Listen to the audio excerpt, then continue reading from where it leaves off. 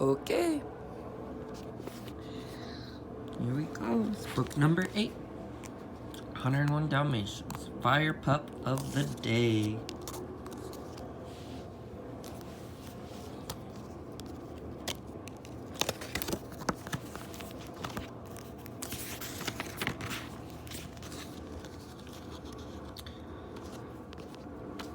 One morning at their farm, Raleigh watched the start of a new day from his favorite sunny spot.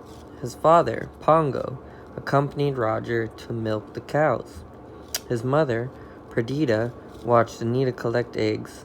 Their housekeeper, Nanny, picked fresh apples from a tree.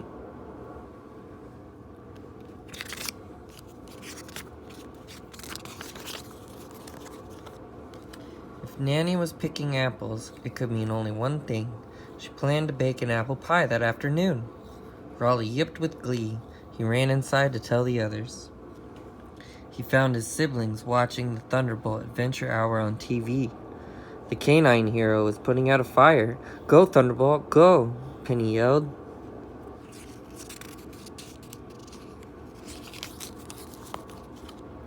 "Penny, Patch," Raleigh shouted.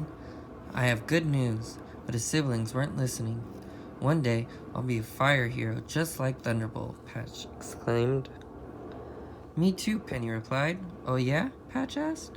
"You think you're fast enough?" "Sure am," Penny yelled. "Race ya."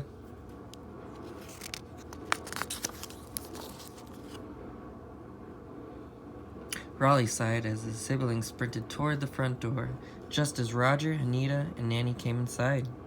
"Whoa there, Patch," Roger cried as milk sloshed on the pup. "Careful, Penny," Anita exclaimed as an egg splattered near their feet. "Oh boy," Nanny added, laughing. "Our house has gone to the dogs."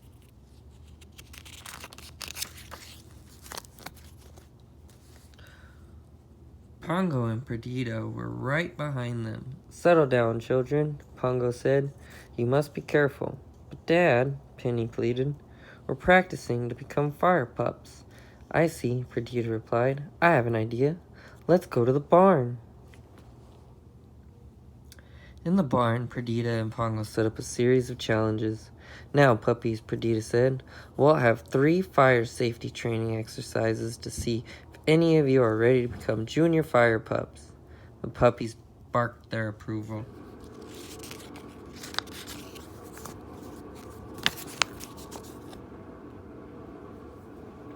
"Firefighters must keep their hoses neat," Perdita exclaimed. "Let's see how quickly you can coil a garden hose." Patch, Penny, and Raleigh ran in circles with their hoses. Raleigh tried his best, but when he finished, he had tangled himself into one giant knot. Patch and Penny laughed. They had coiled their hoses perfectly.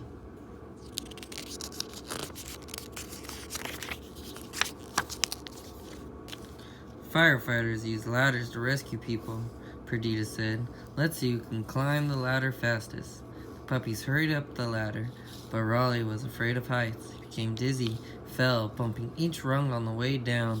Clunk, clunk, clunk! Perdita rushed to him. "Oh no, Raleigh, are you hurt?" "I'm fine," Raleigh said. He was just disappointed. Clunk, clunk, clunk!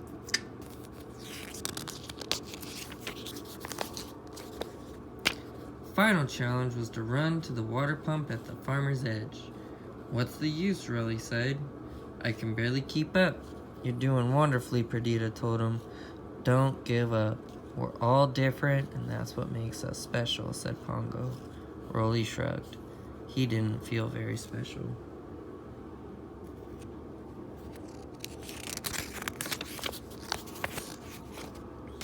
Raleigh reluctantly went to the starting line. "Ready, set, go!" Perdita yelled. Raleigh quickly fell behind. Disheartened, he slowed to catch his breath, but he noticed something unusual. He'd expected to smell Nanny's delicious apple pie, but instead, he smelled smoke. Raleigh forgot about the race and scuttled inside the kitchen. Sure enough, smoke rose from the oven. The pie was burning. Raleigh thought about what Thunderbolt would do. He gathered all his might and barked as loud as he could.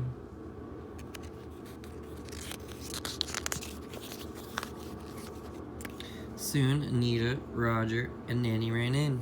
"Oh my," Nanny exclaimed. "I forgot about my pie." She switched off the oven while Anita and Roger opened the windows. Pongo, Perdita, Penny, and Patch arrived to see all of the smoke.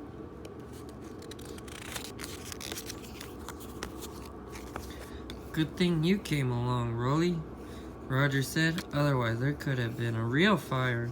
"You're a hero," Anita exclaimed.